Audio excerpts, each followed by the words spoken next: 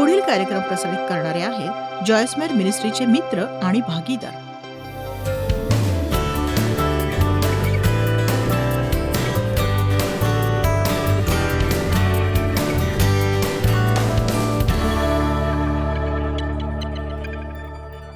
आपण अभिषिक्त आहोत आणि त्या शब्दाचा अर्थ म्हणजे विशेष व पवित्र उपयोगाकरता वेगळे केलेले.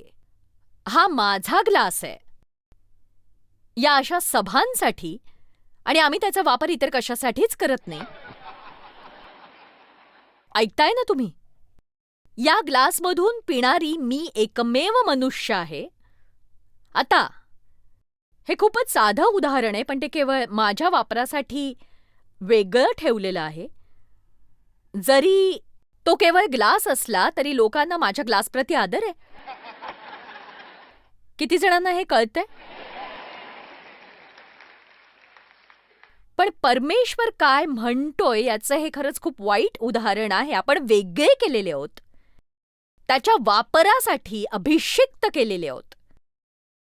आपण देवाचे आहोत, सर्वसमर्थ परमेश्वराचे. हे आमच्या स्वर्गातील पित्या, तुझे नाम पवित्र मानले जाओ.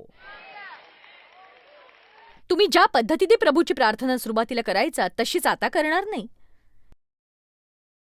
या प्रार्थनेत सगळं काही येतं. प्रकटीकरण अध्याय 4 वचन 1 ते 8. यानंतर मी पाहिले तो पहा, स्वर्गात एक दार उघडलेले मला दिसले, आणि जी वाणी मी प्रथम ऐकली होती ती माझ्याबरोबर बोलणाऱ्या करण्याच्या ध्वनीसारखी होती. ती म्हणाली, इकडे वर ये, म्हणजे ज्या गोष्टी यानंतर घडून आल्या पाहिजेत त्या मी तुला दाखवी.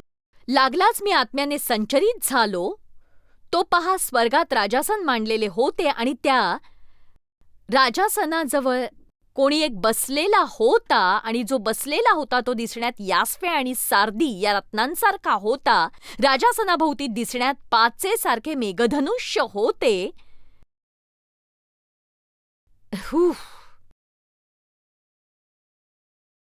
राजासनाभोवती 24 आसने होती, आणि त्या आसनांवर शुभ्र वस्त्रे परिधान केलेले व डोक्यावर सोन्याचे मुकुट घातलेले 24 वडील बसलेले होते. राजासनाच्या आतून विजा, वाणी व मेघगर्जना निघत होत्या. राजासनाच्या आतून विजा, वाणी व मेघगर्जना निघत होत्या. पेटलेल्या 7 मशाली राजासनापुढे जळत होत्या. त्या देवाचे 7 आत्मे आहेत. पेटलेल्या 7 मशाली राजासनापुढे जळत होत्या. त्या देवाचे 7 आत्मे आहेत. राजासनापुढे स्फटिकासारखा जणू काय काचेचा समुद्र होता, आणि राजासनाच्या मध्यभागी व राजासनाच्या 4 बाजूंस पुढे व मागे अंगभर डोळे असलेले 4 प्राणी होते. अंगभर डोळे असलेले 4 प्राणी होते. 4 प्राणी होते. म्हणजेच देवाला सगळं काही दिसतं बरं का. पहिला प्राणी सिंहासारखा, दुसरा गोऱ्ह्यासारखा, तिसरा माणसाच्या तोंडासारखा, आणि चौथा प्राणी उडत्या गरुडासारखा होता. मी असा ढोंगीपणा करणार नाही की हे सगळं मला कळलंय. तेव्हा माझ्याबरोबर राहा. त्या 4ही प्राण्यांना प्रत्येकी 6 पंख असून ते प्राणी आतून बाहेरून सर्वांगी डोळ्यांनी भरलेले होते. आणि पवित्र पवित्र पवित्र पवित्र जो होता, जो आहे व जो येणार, तो सर्वसमर्थ प्रभू देव, असे ते रात्रंदिवस म्हणतात. ते कधीच थांबत नाही. चला आपल्या पवित्र देवाला मनापासून हाक मारा.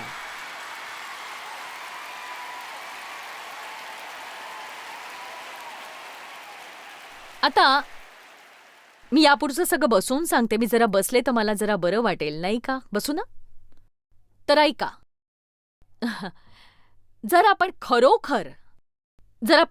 खरंच खरंच खरंच खरंच खरंच देवाला ओळखत असू, आणि तो किती आश्चर्यजनक आणि अद्भुत हे जाणत असू, तर मग आपण मूर्खासारखं वागणं थांबवत का नाही, सांगा मला?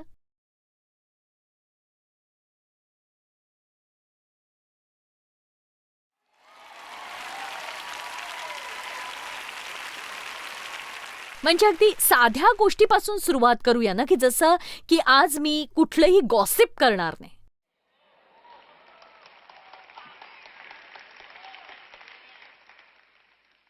देवाची कृपा मिळवण्यासाठी काही करण्याबाबत आपण बोलत नाही आहोत, तर आपण योग्य त्या गोष्टी करण्याबाबत आज इथे बोलतोय, कारण तो पवित्र परमेश्वर आहे आणि कारण तो आपल्या स्तुतीस पात्र आहे. आणि खरी स्तुती ही आठवड्यातून एकदा काही गाण्यांच्या पलीकडे जाऊनही अधिक काही आहे. त्याची नजर उपासकांकडे आहे. त्याची नजर नक्कीच उपासकांकडे आहे, जे त्याची उपासना आत्म्यात आणि सत्यात करतात. प्रामाणिक उपासक. तुम्ही जे करताय ते प्रभूसाठी करा. जोवर तुम्ही अशा टप्प्यावर पोहोचत नाही, आजचा दिवस यासाठी उत्तम आहे की देवा, तू सगळं काही पाहणारी नजर आहेस. तुला सगळं काही दिसतं. मग मी कुठेही असेन, तुला मी दिसतेच. मी तुझ्यासाठी जगू इच्छिते. मी जे करते ते इथून पुढे तुझ्यासाठी करेन. आणि इथे जर माझं कौतुक झालं नाही, मी ते तुझ्यासाठीच करेन. आमेन. आता जर मी इथून पुढे सरकले नाही, तर आपण इथेच राहू दिवसभर. यशाया 6 अध्याय 1 ते 5 वचन बघूया. परमेश्वर दिसल्यावर यशायाची प्रतिक्रिया आपण पाहतोय. वचन 1. उज्जिया राजा मरण पावला त्या वर्षी प्रभूस उच्चस्थळी असलेल्या उच्च सिंहासनावर बसलेले मी पाहिले. त्या झग्याच्या सोग्यांनी मंदिर व्यापून गेले होते. मंदिर व्यापून गेलं होतं हा परमेश्वराचा गौरव होता. त्याच्या भोवताली सराफीम उभे होते व सराफीमचा अर्थ होतो अतिउष्ण, पेटलेला. व त्याच्या भोवताली सराफीम उभे होते व प्रत्येकाला 6 पंख होते. दोहोंनी तो आपली तोंड झाकी, दोहोंनी आपले पाय झाकी व दोहोंनी उडे. ते आळीपाळीने उच्च स्वराने म्हणत, पवित्र पवित्र पवित्र सेनाधीश परमेश्वरा, सर्व पृथ्वीची समृद्धी त्याचे वैभव होय. घोषणा करणाऱ्यांच्या या वाणीने उंबरठे हल्ले व मंदिर धुराने भरले. उंबरठे हल्ले व मंदिर धुराने भरले. आता यशयाची प्रतिक्रिया बघा. तेव्हा तो म्हणाला, हाय हाय, माझे आता वाईट झाले, का तर मी अशुद्ध ओठांचा मनुष्य आहे. मी अशुद्ध ओठांच्या लोकात राहतो. यशया म्हणाला, माझे वाईट झाले आहे. ज्या गोष्टी निरुपयोगी आहेत असं तो म्हणाला होता, त्यांच्यासाठी त्याला दोषी करार देण्यात आला होता.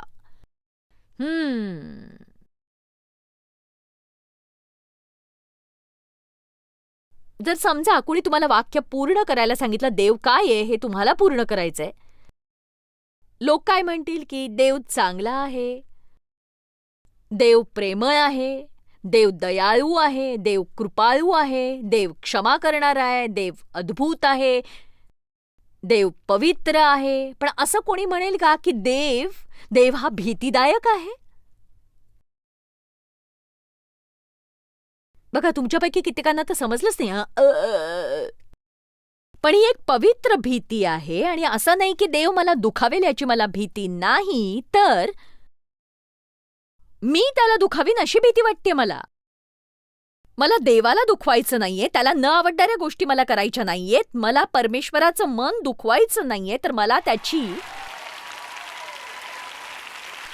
उपासना करायची. तुझे राज्य येवो. आपण पुढे जातोय. तुझे राज्य येवो.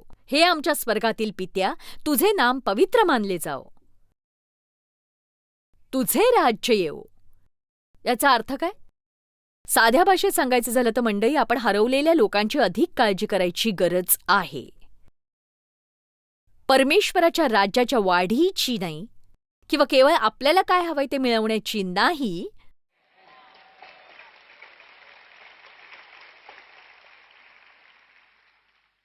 आपलं जग हे प्रत्येक प्रकारच्या यातना आणि अनैतिकतेने भरलेलं आहे.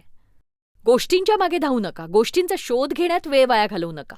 तुम्ही प्रथम त्याचे राज्य आणि त्याची धार्मिकता मिळवण्याची खटपट करा, म्हणजे याबरोबर त्याही सगळ्या गोष्टी तुम्हाला मिळतील. आपल्या मनाची आरोळी हवी की देवा, माझी नेमलेली कामगिरी काय आहे?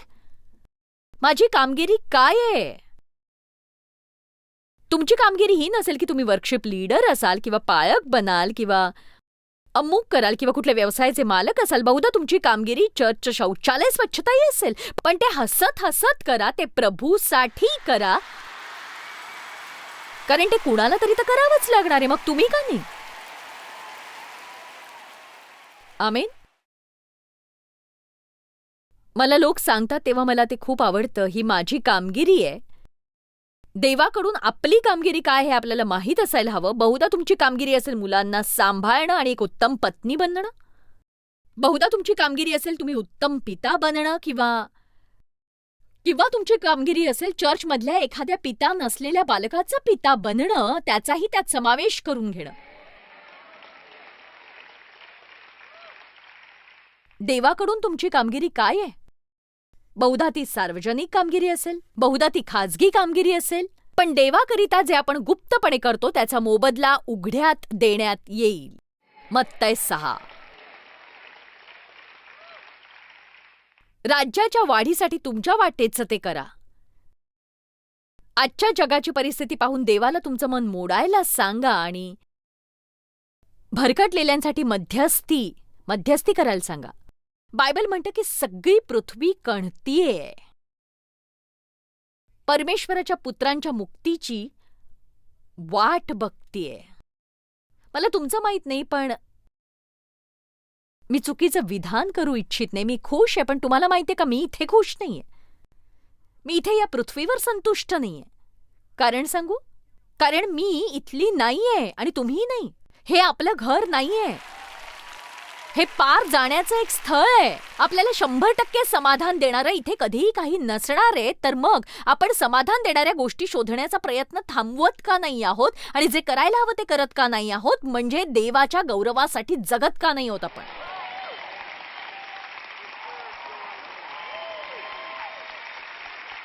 जसे स्वर्गात तसे पृथ्वीवर तुझ्या इच्छेप्रमाणे हो. स्वर्गात तसे पृथ्वीवरही तुझ्या इच्छेप्रमाणे हो. पित्या, तुझी इच्छा असेल तर हा प्याला माझ्याकडून काढ. माझ्या इच्छेनुसार नाही, तर तुझ्या इच्छेप्रमाणे हो. देवावर प्रीती करणाऱ्यास, म्हणजे त्याच्या संकल्पाप्रमाणे बोलावलेल्यांचे सर्व काही त्यांच्या कल्याणार्थ सहकार्य असे होते. आपण केवळ ऐकतो, सगळं काही त्यांच्या कल्याणार्थ. लगेच आपण म्हणतो, ओ हा, हालेलुया, हे कल्याणासाठी होणार आहे. जे परमेश्वरावर प्रेम करतात आणि जे त्याच्या संकल्पनेकरताच बोलावले गेले आहेत आणि जे उत्स्फूर्तपणे त्यांच्या आयुष्यात देवाच्या इच्छेच्या मागे धावत राहतात, फक्त आणि फक्त देवाची इच्छा. आणि मी तुम्हाला सांगू शकते, देवाची इच्छा तुम्हाला श्वासापेक्षा अधिक हवी असेल, जर तुम्ही देवाच्या इच्छेशिवाय जगण्याऐवजी मरण पत्कराल, तर मग अजून काहीही होणार नाही, तर केवळ तुमचं कल्याणच होईल.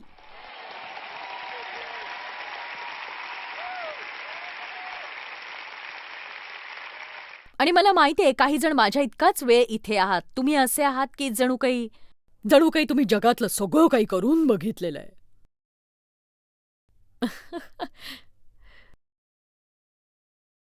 म्हणजे आपण जर परमेश्वराच्या इच्छेत नसू तर आपल्याकडे कशाची योग्यता आहे? माझ्या इच्छेनुसार मिळालं असेल तर ते काय आहे? त्याने मला आनंद नाही मिळणार. मी तिथे गेले, मी ते केलं.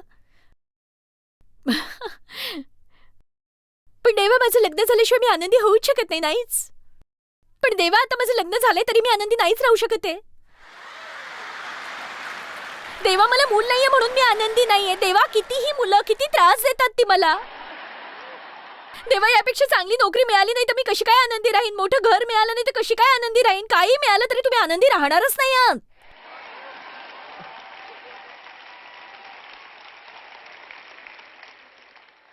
कारण वस्तूंमध्ये आनंद नसतोच अहो.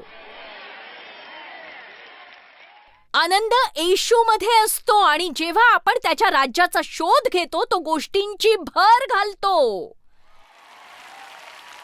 आणि आपल्या नेमकं हेच लक्षात येत नाही.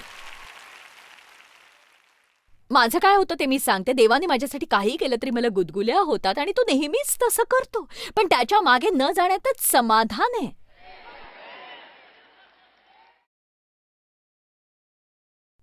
दयाळू दिन. प्रिय महिला, पुरुषाच्या मागे जाऊ नकोस.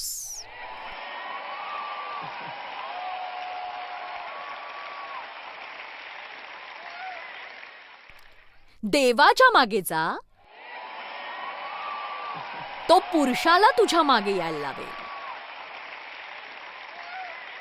महत्वाचं सांगते, योग्य पुरुषाला. येशूने म्हटले, मी पिऊ शकतोस तो प्याला तू पिऊ शकतोस का? एक सांगू का, परमेश्वराच्या इच्छेनुसार काही करणं हे नक्कीच सोपं नाही, ते खेळायचं काम नाहीये. पुष्कळदा गौरवाच्या आधी खूप कण्ह असतं. नक्कीच. आमेन. आपण मजा करतोय, हा चेतवणारा संदेश आहे, पण मी सांगते की लोकांना मी काय करायला सांगते हे मला कळतंय. ते म्हणजे दुखावलेल्यांना क्षमा करा. लोकांबद्दल वाईट बोलणं थांबवाल का? ते असं असतं की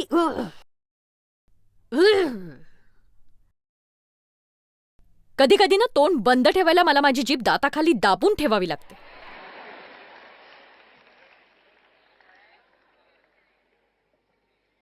कारण ही परमेश्वराची इच्छा आहे. पहिले थेसलोनिकरांस अध्याय 4 वचन 3, देवाची इच्छा आहे की तुमचे पवित्रीकरण व्हावे, शुद्ध व पवित्र जीवनासाठी वेगळे केलेले तुम्ही जार कर्मापासून स्वतःला दूर राखावे जार कर्मापासून. HUF HUF हुश. कारण देवाची इच्छा ही आहे की तुमचे पवित्रीकरण व्हावे, म्हणजे तुम्ही जार कर्मापासून स्वतःला अलिप्त ठेवावे, देवाला न ओळखणाऱ्या परराष्ट्रीयांप्रमाणे कामवासनेने नव्हे तर पवित्रतेने व अब्रूने तुम्हातील प्रत्येकाने आपल्या देहावर ताबा कसा ठेवावा ते समजून घ्यावे.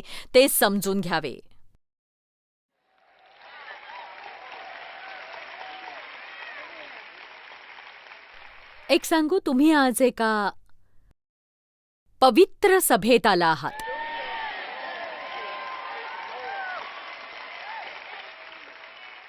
किती जण माझ्या सोबत आहात हे समजून घ्या की इतर गोष्टींसोबत जर आज हेही समजून घेतलं नाही तर आपण खरंच अगदी गंभीर अशा समस्येत अडकू.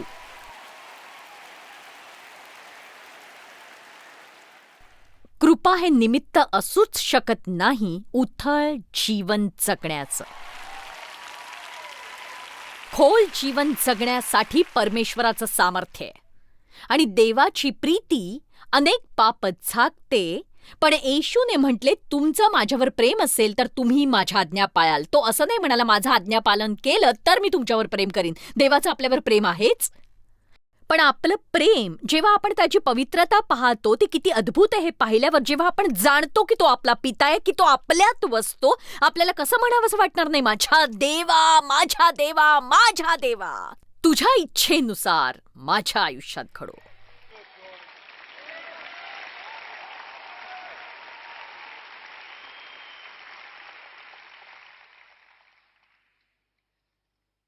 जसं स्वर्गात तसं पृथ्वीवर तुझ्या इच्छेप्रमाणे हो. आजची भाकर आज आम्हास दे. यहोवा जायरा, प्रभू आमचा पुरवणारा आहे तो. तुम्ही जर इस्रायली लोकांची मान्नाची गोष्ट वाचली, ती एका वेळेला एक दिवस पुरेल इतकंच धान्य. बघा, देवाची इच्छा आहे आपणही त्याच्यावर एकेका दिवसासाठी विश्वास ठेवावा, एकावेळी एक क्षण, एकावेळी एका वेळेपुरता दिवसेंदिवस देवावर विश्वास ठेवणं. उद्याची काळजी आणि चिंता करू नका, कारण उद्याच्या काळजी आणि चिंता या असणारच आहेत. परमेश्वर आपल्याला पुरवणारा आहे. जर त्यांनी गरजेपेक्षा अधिक जमा केलं ते सडून जाईल, दुर्गंधी पसरेल. आपल्या गरजा पुष्कळ आहेत आणि परमेश्वर त्या सगळ्या पुरवतो. एका गोष्टीची आपल्याला अत्यंत गरज आहे, ती म्हणजे ताकद, आध्यात्मिक ताकद. आपल्याला प्रोत्साहनाची गरज आहे, शांतीची गरज आहे, पुरवठ्याची गरज आहे, साहचर्याची गरज आहे, विवेकाची गरज आहे, सूक्ष्मदृष्टीची गरज आहे. आपल्याला लागणारं सगळं काही देव देतोय आणि माझा परमेश्वर माझी प्रत्येक गरज उदारतापूर्वक भागवेल. जशी आम्ही आमच्या अपराध्यांची क्षमा करतो तसेच आमच्या अपराधांची क्षमा तू कर. देवाने खरंच असं काही करावं का? बहुधा तुम्ही नीट ऐकलं नसेल. तुम्हाला खरंच हवंय की देवाने तुमच्या अपराधांची क्षमा तशीच करावी जशी तुम्ही इतर सगळ्यांना करता? हे त्याचं वचन आहे. आणि हे आपण गंभीरतेने घ्यायला हवं. मी नाही हे पुस्तक लिहिलं, माझ्याकडे नका असं बघू तुम्ही.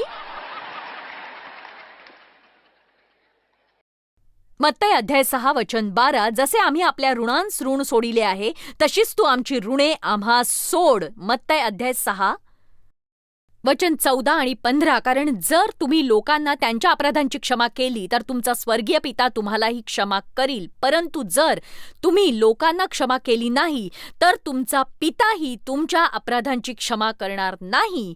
जर तुम्ही लोकांना क्षमा केली नाही तर तुमचा पिताही तुमच्या अपराधांची क्षमा करणार नाही.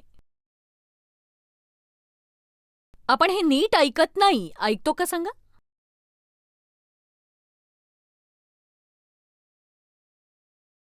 मी तुमच्या जागी असते तर आज झोपण्याआधी सगळ्यांना क्षमा केल्याशिवाय राहिले नसते. मी खरंच सांगतेय. मला जमेल तितक्या गंभीरतेने मी तुम्हाला सांगते. मग मला काय वाटतंय याचा विचारच मी करत नाही. अहो पण मला कसं वाटतं ते माझ्या हातात नसतंच ना. नाही, तुम्हाला काय वाटतं याबद्दल तुम्ही काहीतरी करायला हवं. तुम्ही एक निर्णय घ्या. देवा, तू जे माझ्यासाठी केलंस त्यानंतर मी द्वेष मनात धरून जगणार नाही.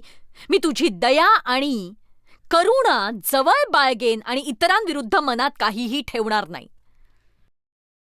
मग तुम्ही तोंडावर पडाल, तुम्ही जमिनीत चेहरा लपवाल, तुम्ही तिथे तोवर राहाल जोवर परमेश्वर तुम्हाला उठण्याचं बळ देत नाही, कृपा करतोय आणि अशा लोकांवर तो प्रीती करायला सांगतो जे शत्रुपक्षात आहेत.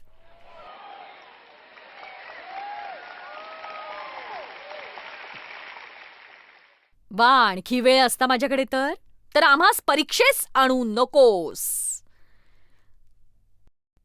तर आम्हास वाईटापासून सोडव. जीवनाच्या प्रत्येक दिवशी ही प्रार्थना करा. तर आम्हास परीक्षेस आणू नकोस, तर वाईटापासून सोडव.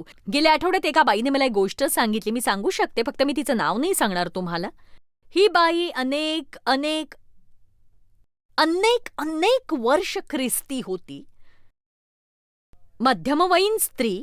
मी तिला ओळखते तेव्हापासून ती ख्रिस्ती आहे. दीर्घकाळापासून ख्रिस्ती आहे ती. आणि तिच्या मनात काहीतरी होतं, म्हणजे तिला तिचा नवरा आवडत नाही.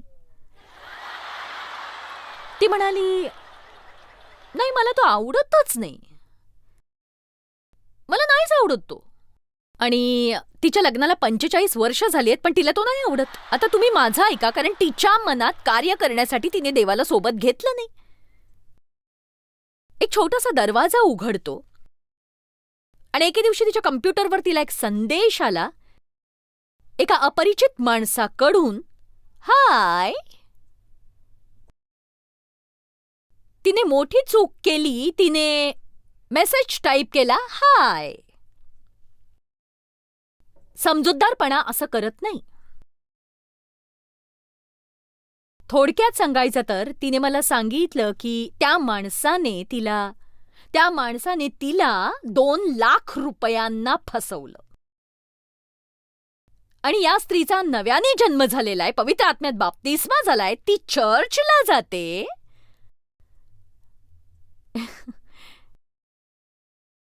एक सांगू तुम्हाला, आपल्या सगळ्यांच्या मनात गोष्टी असतात. छोट्या गोष्टींकडे दुर्लक्ष करू नका. छोटे कोल्हेच द्राक्षरस नासवतात. परमेश्वरासमोर मन स्वच्छ ठेवा, कारण तसं केलं नाहीत तर सैतान त्याचा वापर तुमच्या विरोधात करेल. आता ही बाई म्हणते, मी असं केलं यावर माझा विश्वासच नाही बसत आहे. एक सांगू, हा समजूतदारपणा नव्हता. जीवनात रोज समजूतदारपणासाठी प्रार्थना करा. प्रभू, आम्हाला वाईटापासून सोडीव, मला दुष्ट लोक दाखीव, माझ्याकरता अयोग्य लोकांपासून लांब होण्यास मला मदत कर, सहाय्य कर देवा. माझा खरा मित्र कोण आहे कोण नाही ते दाखवून दे.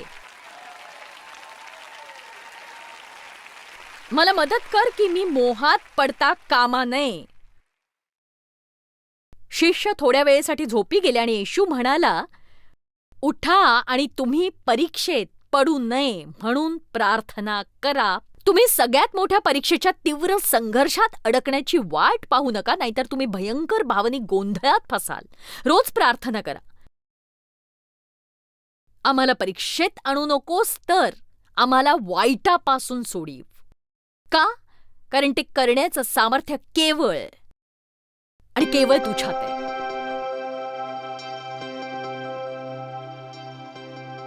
खरं तर प्रार्थना हा खरोखर एक अद्भुत असा विशेषाधिकार आहे आणि प्रत्येक परिस्थितीत आपण ते सर्वप्रथम करायला हवं, शेवटचा पर्याय असू नये तो. देव आपला ऐकतो यावर आपण विश्वास ठेवावा, कारण तो आपला प्रेमळ पिता आहे. आणि विश्वास ठेवा की तो आपल्या जीवनात कार्य करतो, जरी आपल्याला काही दिसलं किंवा अनुभवलं नाही तरी. धन्यवाद. परमेश्वर तुम्हाला आशीर्वाद देव. उरलेला दिवस अद्भुत असा असो. जॉयस मायर मिनिस्ट्रीज करता तुम्ही खूप मौल्यवान आहात. आम्हाला तुमचं कौतुक आहे आणि जगभरामध्ये हे सेवा कार्य शक्य करण्याकरता आम्ही आमच्या मित्रांचे आणि पार्टनर्सचे आभारी आहोत. आम्ही एकत्रितपणे भुकेल्यांना खाऊ घालतो, गरिबांना वस्त्र देतो आणि राष्ट्रांना सुवार्ता सांगतो. तुमच्या प्रार्थनेच्या विनंती करता आमच्याविषयी आणखी माहिती मिळवा. जॉयसच्या कॉन्फरन्सच्या तारखा पहा आणि ख्रिस्ताची प्रीती जगभरामध्ये पसरवण्याकरता आमचे सहभागी व्हा.